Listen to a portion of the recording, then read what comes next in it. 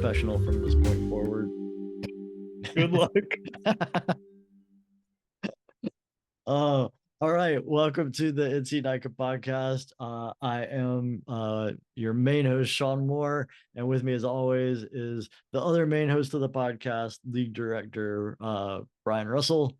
Brian, you got new stuff this weekend for Labor Day. You got a new family member. Oh goodness! I don't want to say I'm too old for anything, but yeah, we introduced a new yellow lab puppy into the Russell household. We're all super stoked about it, but it is involved. I think is the word I shared with you this morning on our early morning text thread. But puppy training is involved. It's almost like having Involved, yes. Yep. Keeping a That watchful eye. that Yeah. seems fair. And thank you to Kathy and Abby who are downstairs with Pup right now to let me record this podcast, so we That's don't great. have mess all over the downstairs. So we did not tape the podcast in August because we were sort of saving up for this podcast because today is Monday, September 2nd. It is Labor Day, and tomorrow is I view it as the official start of season 9 or a 2025 season because teams and coaches, you've been waiting all summer. You get to register in PitZone come tomorrow. So we open coach and team registration for you hard chargers out there. And what do you think? This is going to post that morning of? yeah. It's almost you'd almost wish you could put in like a quick little audio blurb to see how many people at a minute after midnight were so excited about season 9 that they got into PitZone. Who will And be the first coach to register? That would be an interesting one. maybe let's see. Let's look and see if we can find out who that is uh, Nice. by the registration data. I'll look tomorrow, Sean, because Okay. you can do a registration poll and Yep. see like who's Who on was there. Maybe, first? October podcast will announce and give some league swag or something. So originally we were going to open up PitZone registration for coaches and teams on September 1st. But then you had the realization that September 1st was Sunday of a 3-day weekend with Monday being a day off. So if there were any issues with PitZone, NICA was closed until Tuesday, and we were going to be just sort of dead in the water until then. Is that So correct? I'm going into my third season. I'm still a slow learner, but there's some things I've picked up, Sean, and it's opening registration on Sundays sometimes not good because one of our parents coaches will email me like, "Hey, Pit Zone looks like it blew up," and I will call. And Sarah Thompson is a great registration manager in NICA. She is good people, but we like her to have her weekends. I like to have a weekend. Everyone likes to have a weekend. I hope all our folks are out riding, doing something cool this weekend, not worried about registration per se. So yeah, hey, let's open up on Tuesday and let the questions come. If there's any issues, let us know. Oh, and announcement, Sean. Our new registration manager for the league, Diane LeBlanc. I think Ah, many listeners will know Diane from being our volunteer coordinator for many, many years. She graciously agreed to slide on over to registration.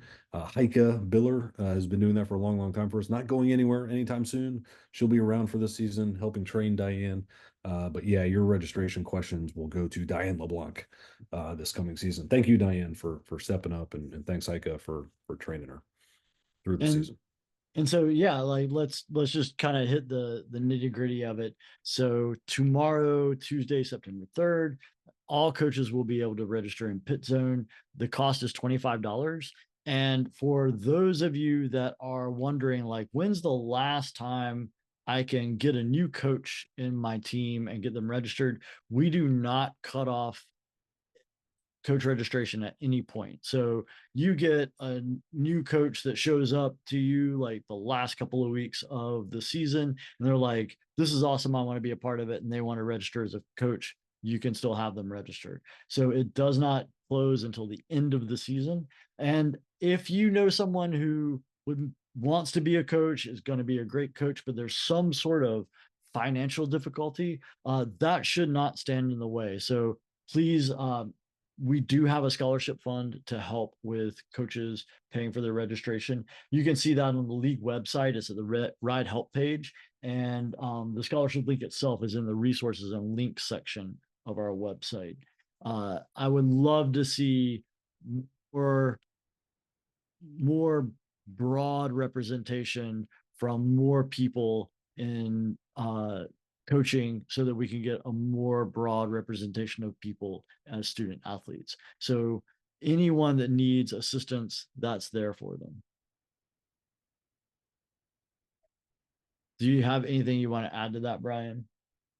I think I tie it back to our season theme, level up. We had, I think, hinted at that on our last podcast, but the whole idea is to grow this league. I'm very interested in doing that and breaking the 900 some student athlete barrier and the 550 coach barrier this season. One of the ways to grow leagues is grow coaches. And so we want to reduce as many barriers as possible to that coaching. Shawn, you've set up all those great clinics over the summer. We've had a ton of people coming out of a weekend pretty much ready for level 2, and with a leader summit from NICA being able to be level 3, which is great. And you've got some different ideas about how to do some more one-on-ones through the season. That's all good. But yeah, let's not have finances be a barrier to that. I think we provided about 2,000 in coach scholarships last season for folks who needed help with that registration fee or coming to the league summit or a coach training. That scholarship form is available to that. So please, folks, don't let that be an impediment to your progress of helping get more kids on bikes. We want you part of this league. And like I think Shawn, you said it best. Again, the mountain bike doesn't care who you are. I don't care who you are. Come on, let's go ride. Let's and do it with some kids. So it's great. 100%. The other thing is team registration also opens tomorrow, September 3rd. So there is a cost of $20 to register a team, and all teams, be them returning or new, need to submit a team proposal. That form is linked in our website. And you will not be sanctioned in PitZone for team activities until Brian approves that team proposal. So for returning teams, it's really just us getting a look at, who's head coach, who's team director, who's grit coach, who's TTC coach, who's adventure coach, those sorts of things, so that we can just sort of see who the contacts are on the team, as well as sort of any plans or ideas that you have for succession. And then new for this year is new teams. So any new team with the league will receive $200 from the league, and this is to help offset those startup costs for the team that all of us kind of had whenever we started. And I know it's more than $200 is kind of typical startup costs, but this at least is a step in the right direction towards getting those new teams kind of a leg up in their preparations for the season.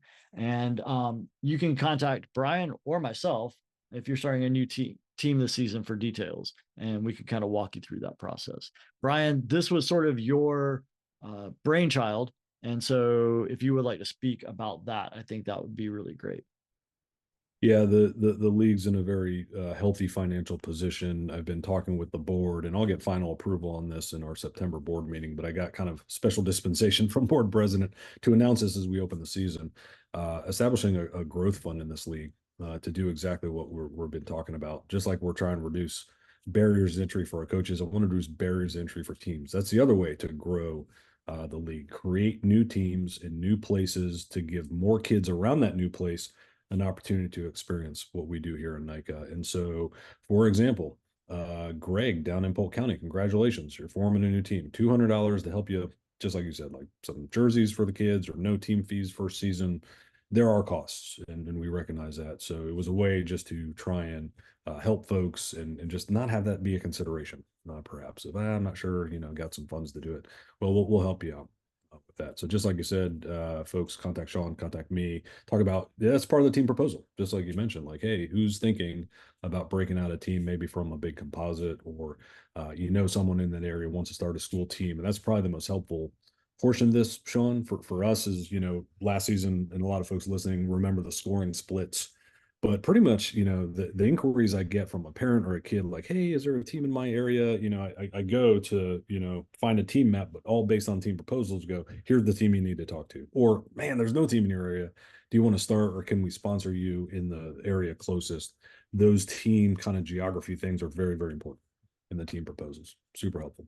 And I think too that this $200 for any new team, and I'm glad that you mentioned that that's for these large composite teams that have sort of had the scoring splits. Now, if that scoring split was durable and now it can split off as a separate team, then they're eligible for that $200 to sort of get that new team up and running as it comes off of the composite team. So I think that's great to help those teams as they are moving forward with leveling up from the composite to the school based or whatever the division is that kind of keeps things more local so that those kids can have a greater opportunity in their area.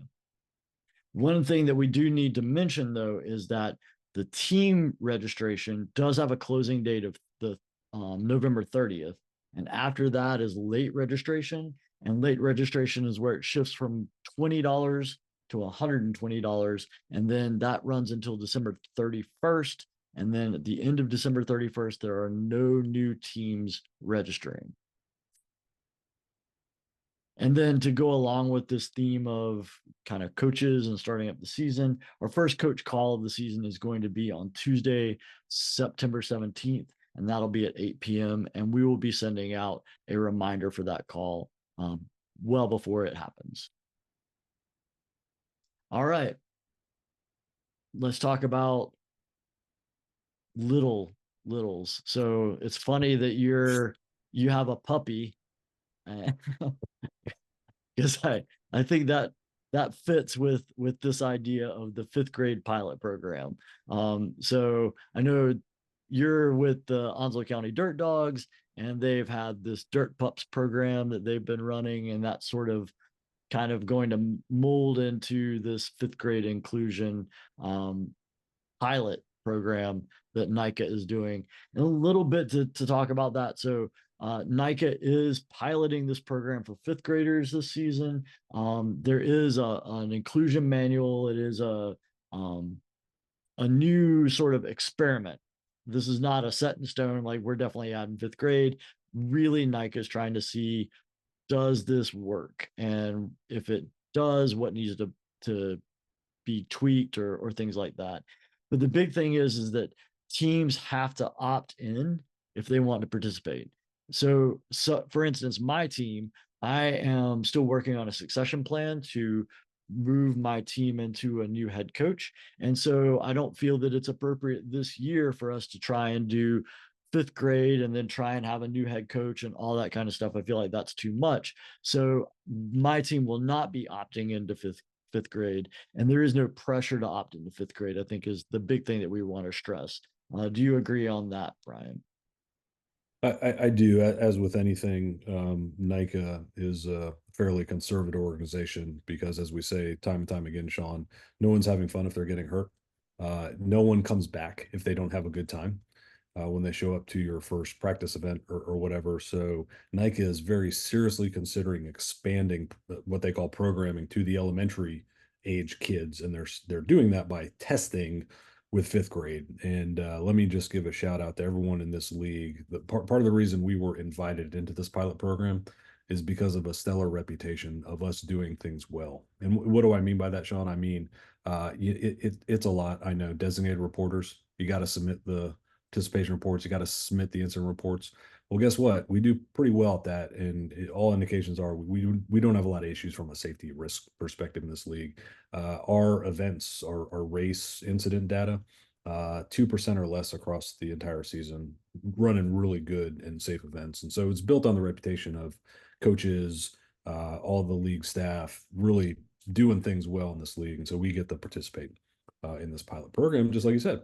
Team, if you're not ready for that, it's okay. We want it to go well. If you don't think you're quite ready to bring in a younger student athlete, that's okay. But those that are, let's explore that. Let's test it out and give an opportunity for more kids on bikes at the fifth grade level. And I think there are teams that are ready to do it in the league. And so a little bit more about sort of where this is kind of going in the near future. NICA is going to host an information session for interested team directors and head coaches. That's going to be on Tuesday, September 24th. The time is to be determined at this point, but this is going to be where you kind of get to hear the overview. This is sort of what this program looks like. This is sort of what we're expecting you to do this season. And then if a team wants to participate, there's going to be an interest form that's distributed after that meeting, and they can indicate that they're interested in participating. And then there's going to be a cutoff date for opting in, and that's going to be October 5th. If a team wants to opt in to participating in the program. So kind of key dates. 24 September is that fifth grade pilot program interest meeting. Then from 25 September to the 5th of October, we're going to be that team interest survey, with the 5th of October being the last day to opt in for the fifth grade pilot program. And then on October 8th, NICA is going to host a training session for the participating teams, and all team coaches are invited. Kind of a big overview look is there's questions of how different does practice for fifth graders look from practice for middle schoolers, from practice for high schoolers. And so what sort of things are going to be incumbent on the team to sort of accommodate this younger age group of riders. And so these are the things for you to kind of think about. So if you are interested, there's in the resources and links section, there's more information on this fifth grade pilot program for you. And then since we're on the theme of kind of some dates and dates to remember, there is one remaining coach training that is open for registration. And that is on 12-13 of October 2024. And that's for the WFA OTBS 101. There's also, I don't know that there are any open seats for WFA CPR left in that one, but there are definitely in the WFA OTBS 101. The location is in our RDU. And so that those of you that are eligible for registering for that, you have the links in your email. Just do a search for an email from me, and you will have all the information you need to register for that. And remember, that's the last one on October 12th and 13th that's available still for registration. We're sitting right now on 6 registrants for the 101 course and 10 registrants for the WFA CPR only course. So there's space for 2 coaches that just need WFA CPR certificate research. And then there are an additional 14 seats for coaches that wanted to take the WFA CPR OTBS 101. All right. Then the next thing after all of the coach trainings and WFA, CPR, OTBS 101 is our coach retreat, which is going to be on October 26th and the 27th. That's going to be at Camp Greer in Old Fort, North Carolina. We're going to have registration opening very soon. It will be this week that we get registration up and running on that. But that's going to be a great weekend and a great location. My wife and I were just riding there on Saturday. There's a lot to do in Old Fort. It's really sort of picking up. Mountain biking is definitely revitalizing that town. And I'm very excited about the coach retreat. How about you, Brian? Very, very excited. McDowell County is excited to have us there. They actually reached out to me beginning of the summer saying, hey, how can we get the league in Old Fort? And I know the team went to take a look at it from a race venue perspective. It's still a little tight. I think we might be able to move the needle a little bit and open up some space for a future season, but we decided coach retreat, and just looking ahead on the calendar, one of our preseason events on 16 November. We'll go right back and let the kids experience just what you described, Shawn. There's a lot of cool things out there in Old Fort in terms of mountain biking. So yeah, we're looking forward to it. McDowell County and Old Fort is just really excited to have us out. And the folks at Camp Career have been great. Just opened up Camp Career to us for both of those opportunities. Very low cost lodging in the cabins or the rustic cabins. Bring a tent, bring an RV. They've been very accommodating. So I think cost is going to be pretty low when you open up registration. Shawn, for our coaches, again, if you need a scholarship, let me reemphasize that. If man, I'm a coach, I want to get come on, let's go. Let's get, what do we say, 2 from each team would be great to have. It would be fantastic. I would love to see every head coach from every team at coach retreat. It's an opportunity for you to get CEUs, which has a level 3, you need CEUs.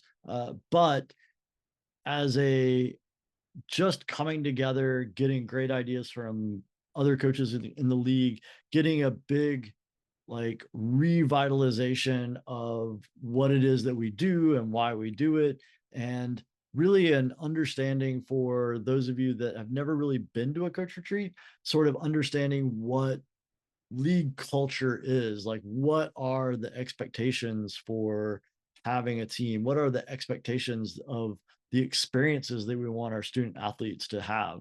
And so this is that great opportunity for you to really sit down in a room full of a lot of people and kind of see all of the amazing things that happen in our. Well, we both know all that great sharing is going to happen out on the mountain bike trail with the rides we do. Class will be great, but yeah, there's a ton of learning in the margins, as I call it too. So it is a good opportunity to come together. Yes, and I tried to do the coach retreat slash league summit in Old Fort a couple seasons before, and before you were league director, and just could not get lodging taken care of. Like it was just a tough nut to crack. And so the relationship that you've established with Camp Greer has really been fundamental in getting us there, because that was sort of the missing piece. Everything else, the lodging options are like they're 20 minutes down the road, either way, east or west. And so this really, I think, makes it to where it's not only cost effective, but it's just really centrally located in Old Fort, which is really kind of becoming an amazing little mountain town that's being revitalized by mountain biking. Yeah, and I would say, Sean, thanks for the nod, but I'll just go back to it's not like my reputation, not your reputation. It's this league's reputation. McDowell County wants us there because they know we take care of places. That's what we do time and time again. When we go, we know they know our coaches, adults, our kids are respectful on the trail, are good trail users. That's the reputation of this league, and that's why now after 2 years, I'm getting more and more people asking us to try and figure out a way to come support their community, either team level or the league level. And that's good news for this league. So thank you to everyone for just being good stewards and ambassadors of how we do mountain biking. All right, couple more dates just to get everybody kind of already thinking about putting things down on their calendar. So Pathfinder scholarship applications, those are going to be closing on September 13th. So don't delay on that one. If you have student athletes that you feel like could benefit from the Pathfinder scholarship, that is coming up very soon. You need to get on that very quickly. Then preseason event dates, believe it or not, preseason league events will be starting. The registration is going to be opening on October 1st. So student athletes will need to be registered in PitZone, and October 1st is the first day for student athletes to register. So the first event will be on November 2nd. That is a grit event. There is no cost for it. Then on November 16th, there will be an adventure event in Old Fort. That one will be $20. And then there will be a December 7th adventure event at Lake Norman, and that will be $20. So two places that we have not had adventure events before. Is that correct, Brian? Yeah, I think that's part of the idea with our preseason events is let's go to a place we haven't been before. Let teams from not those teams from those areas more than welcome. Let me be clear, but teams that haven't been to those places travel a little bit and then we can come check it out. Very similar to what we did last season, Sean. If you remember how we did programs fusion, there'll be some adventure games. We'll do some riding, probably have some team trail core in there, and no lack of competition. I forget, I lost count of the rock dodge champion from Browns Creek up at like 56 like cones. They were hopping down like what in the world? No lack of competition. That program either. It's not a race, but man, everyone's competing. Oh And yeah, I mean, mountain bike biathlon at the last adventure event of the season at the Whitewater Center last year. So yeah, there's tons of stuff. Also, NICA Regionals, that is November 9th through 11th. The registration's open now, and student athletes that were eligible received a email that had the registration link for that. So anyone that's having issues with that, they should contact you. Is that correct, Brian? that's correct. I will give all of our qualifying athletes the secret code. That list of qualifying athletes is on the website, so I put the link to the landing page, the qualifying list for the race, and the FAQ. But if you got any questions, certainly let me know. I'll just mention 21 October, on that date, they will open the race to everybody. So if there is open space in that category, uh, student athletes can register. So our folks might want to pay attention to that. We had 14 kids go up last year. We're already up to 20. We had a good number of qualifiers, and folks are starting to register. But yeah, if you didn't quite make the top 30%, take a look. 21 October, you want to come up and race. They're going to let you. And then let me go back to reputation. What's pretty cool about the regional event is we got invited. North Carolina got invited in to host the Teen Trail Corps activity at the NICA regional event based on the reputation of this league of just being good trail stewards. So we're going to bring some activities, scavenger hunt type of thing, just kind of emphasize Teen Trail Corps in the midst of this regional event. And I gotta call out my league director brother Mike Kuhn, who on the planning call last week so turned to one of his league people and said, "Hey, we need to tell our kids to get out there and do trail work so they can beat the North Carolina kids because our season's done." Right? Our numbers are locked. We're going to recognize some of the top athletes there in terms of hours. And I said, Kuhn, you proved my point about this program's fusion. You just injected competition in the Teen Trail Corps. So well done. Program's fusion at Nike And I Region. and I think that says a lot too, because I know Pennsylvania, they sort of developed the idea of Teen Trail Corps. They were the first ones to really present this idea of a Teen Trail Corps at the national summit. Wow, that was back in Bentonville days. So it's been probably 7 years. And I think that's really amazing that they're asking, our league to come and present. We've taken kind of, and that really is sort of the NICA way is you get a great idea from somebody and then you build on it and then you put it back out there and then somebody builds on it again. And I think that's where everything sort of is this virtual circle of sharing. And I really, really like that about the national organization and our league in general. Then the last thing, and it's the question that I think starts to be asked about this time every year, is what weekends are we having at events and where are they going to be at? Is that correct, Brian? That is correct. And the promise I'm putting out there, much to the chagrin of the venue survey team, is by 1 October or October at the latest, let everyone know where we're going next season, dates and locations. Dates are pretty firm at this point because it's not rocket science per se. We start the first weekend of March and then we skip every other weekend and we avoid Easter. We're not avoiding Mother's Day this year, Shawn. So that might be a surprise to folks, but we're going to close before Memorial Day. So that's Now, pretty much the season. now Uh, let's rewind that just a little bit. And so it deserves a little bit of context because we have for 8 seasons held Mother's Day to be this sacred weekend that we do not schedule any events on. And who was it that said we would rather be racing? We don't really care about Mother's Day that much. And it was a lot of mothers in the league. Almost every mountain bike mom I talked to, because I was like, "Hey, what do you think?" It's like, "Nah, we're with our kids. Now we're gonna have to do something to recognize our moms on on that weekend." But that was based on end of season survey feedback. Like anything after Memorial Day in this league, that's a like probably shouldn't touch that ever again type of thing. So we built that season the way I described with plenty of rain dates in there. That was the other feedback. So the one thing that's keeping me from really advertising are the locations. We'll probably go to some, familiar, been to, but we're checking out a couple new ones over the summer.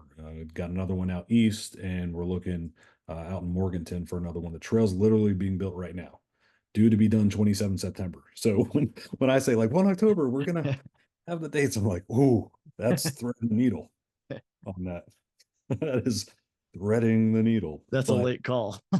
it's a late call, but I want to advertise that as soon as possible. So when you ask a student athlete to register and their parents are considering, do I want to be in this league? And some just like the team thing, and that's fine. Pay your season fee and enjoy your team. But I think people do like the events we host. We run a great race series. There's tons to do on the weekend. It's really, really a fun thing to be a part of. But I get it. Kids are busy. Parents are busy. They want to know what their weekends are going to be. So we'll try and get it out as early as we can. So October is what I'm shooting for. All right. That's that's a lot of info and not a lot of time. And it's amazing that season 9 is already upon us. It's pretty crazy to think that we're underway as of Yeah, tomorrow. I know when it's underway because we're doing this, and like we've been talking about Sean tomorrow. I sent to team directors and head coaches my first kind of like season email, and so a lot of this information with some detail is going to be in that. We can tell folks, and then I did spend a good bit of time today refreshing the website and the appropriate points. So all the links you mentioned, Sean, I think are linked to the current document or whatever folks are looking for. So I think we're in an okay spot to start opening the season tomorrow. Ready or not, here it comes. Yeah, maybe not. I don't know. Do you want to go first? Do you want me to go first on this? Yeah, I think you need to go first. I tell you, it's going to be a rough season. Here's how I know. I did like I usually do. There's no secret to this. Like Google dad joke for whatever. So I Googled arcade game dad jokes, and they're horrible, Sean. They're miserable. So here's our season theme: level up, arcade based, and like complete like just drawing a blank on this thing. But I found one that I thought was pretty good because it comes in two parts. You ready for this one? Okay. I broke up with my video game console.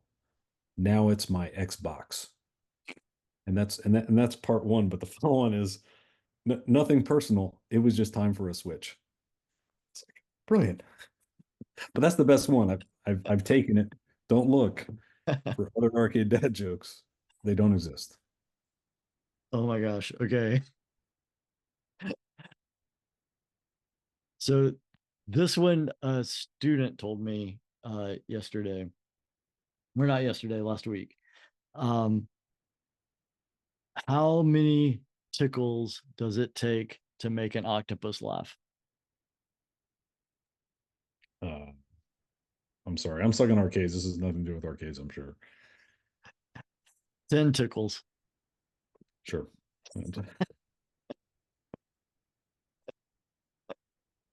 The other one, since you told two, I'll tell two. Why did the whale blush? You got me. Because it saw the ocean's bottom. Sure did. All right.